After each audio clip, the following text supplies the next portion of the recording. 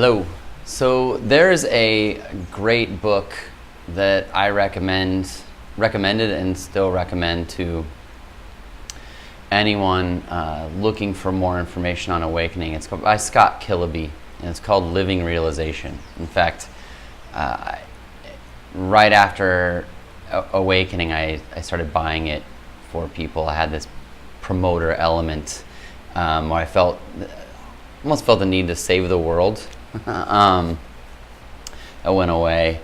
In some regards, it was a point of oscillation. But anyway, in the first chapter of the book, Scott goes over what he calls thought-free awareness.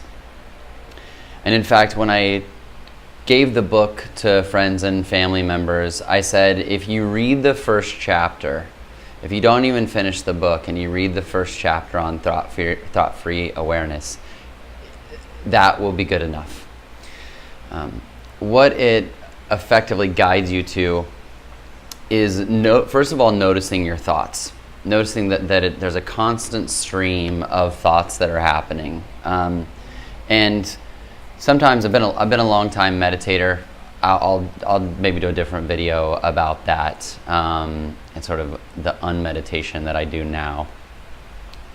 But the purpose of meditation in many ways is to quiet the mind, and so that's actually incorrectly seen as the need or the goal to get rid of thoughts, to not have thoughts, to make them, to make the monkey mind shut up.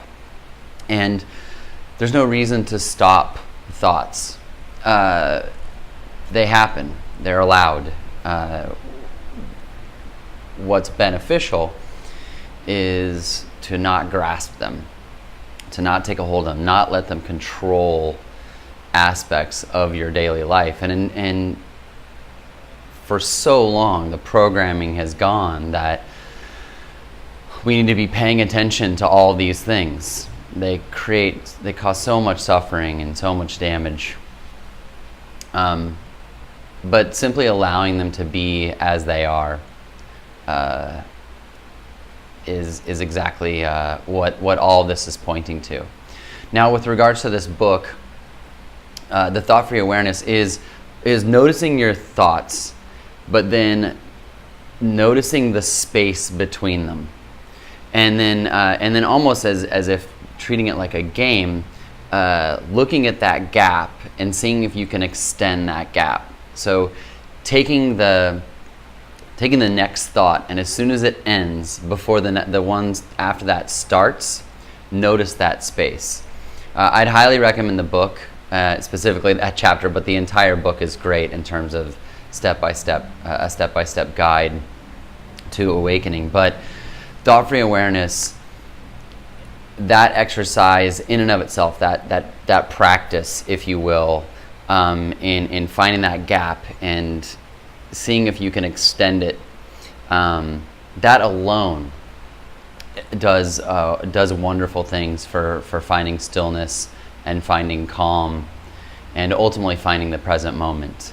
In fact, early on when I was doing it, I would notice that I had stopped breathing to try to extend that hang time, and that's obviously not the point. But that was that whole trying so hard to do this. But anyway, I'll go over it on this video really quickly.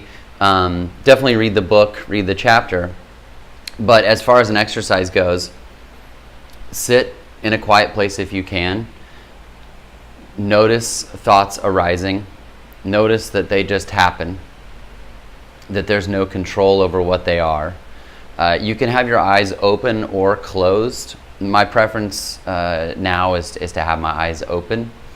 And when the thought arises, as it arises, choose the next one, and as it ends, find that space before the next one begins and see how long that is. And then when it happens again, see if you can extend it and see how long it goes. Over time, you may find that the space in between those gets very, very long, and and you don't even have to try to do it that way. So I hope that's a helpful exercise.